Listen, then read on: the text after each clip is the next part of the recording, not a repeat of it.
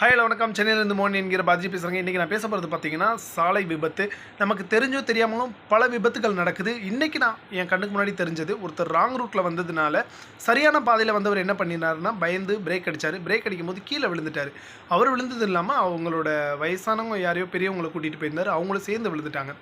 இதில் ஆப்போசிட்டில் ராங் ரூட்டில் வந்தவர் தான் முழுக்க காரணம். ஆனால் அவர் அவங்கள பார்த்து கேட்குறாரு, எதுக்காக இவ்வளோ ஸ்பீடாக வர்ற அப்படின்னு சொல்லி கேட்குறாரு. அந்த இடத்துல நான் தொடர்ந்து பின்னாடி வந்ததுனால நான் அதை பார்த்துட்டேன். நான் அந்த நபர்கிட்ட போய் கேட்குறேன், எதுக்காக நீங்கள் இப்படி வேகமாக வந்தீங்க, உங்களால் தான் அவங்க விழுந்தாங்க அப்படின்னு சொல்லிட்டு அவர் அந்த ஒரு சிறு குற்ற உணர்ச்சி கூட இல்லாமல் அவர் சொல்கிறாரு, அவங்கள தான் ப்ளேம் பண்ணுறாரு. அதாவது அவங்க தான் தப்பு தான், நான் வேகமாக வரல அப்படின்றார். ராங் ரூட்டில் வந்தது இவர் தப்பு.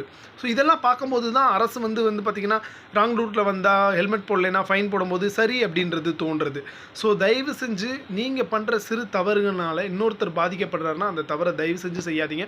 அதே மாதிரி யாராவது சாலையில் விழுந்துட்டாங்கனாலோ இல்லை உங்கள் கண்ணுக்கு முன்னாடி ஏதாவது ஒரு நடந்துச்சுன்னா தயவு செஞ்சு அவங்களுக்கு உதவி பண்ணுங்கள். ஏன்னா நாளைக்கு நீங்கள் கீழே விழுந்திருக்கும் போது உங்களுக்கு யாரும் உதவி பண்ண மாட்டாங்க.